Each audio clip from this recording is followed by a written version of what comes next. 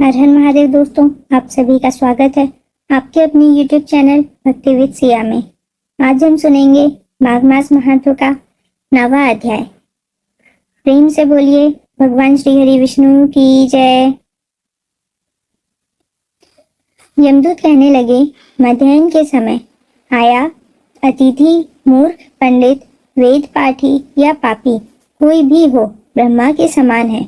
जो रात्रि के थके हुए भूखे ब्राह्मण को अन्न जल देता है, मध्याह्न के समय जिसके घर आता हुआ अतिथि निराश नहीं जाता, वह स्वर्ग का वासी होता है। अतिथि बराबर कोई धन संपत्ति तथा हित नहीं है। बहुत से राजा और मुनि अतिथि सत्कार से ब्रह्मलोक को प्राप्त हुए हैं। जो समय आलस्य से भी अतिथि को भोजन करा दे, वह यमद्वार नहीं देखता। केसरी ध्वज से वैवस्त्र देव ने कहा था कि जो कोई इस कर्म भूमि मृत्युलोक से स्वर्गलोक जाने की इच्छा रखता हो, वह अन्न का दान करे। दूत कहता है कि यमराज कहते हैं, अन्न के बराबर दूसरा और कोई दान नहीं है। जो गर्मियों में जल, सर्दी में ईंधन और सदैव अन्न का दान करते हैं, वह कभी यम के दुख नहीं उठाते। जो अपने किए हुए पापों का प्रायश्चित करता है, वह नरक को नहीं देखता, और प्रायश्चित न करने वाला मनुष्य नरक में जाता है। जो काया, वाचा और मन से किए हुए पापों का प्रायश्चित करता है, वह देव और गंधर्वों से शोभित स्वर्गलोक को प्राप्त होता है।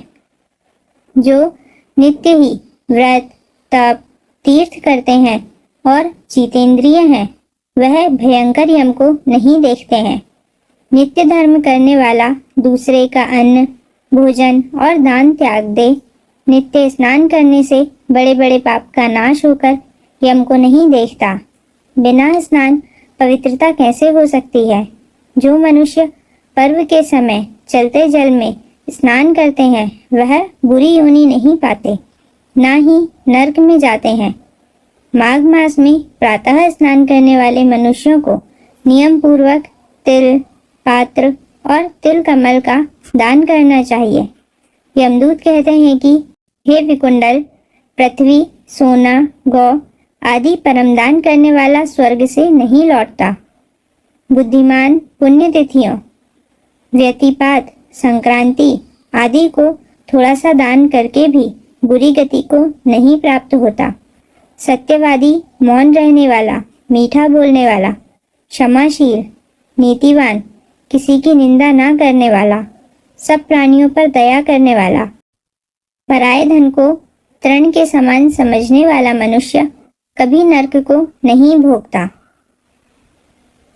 मित्रों, इस प्रकार माघ मास महात्म्य का 9वां अध्याय समाप्त होता है।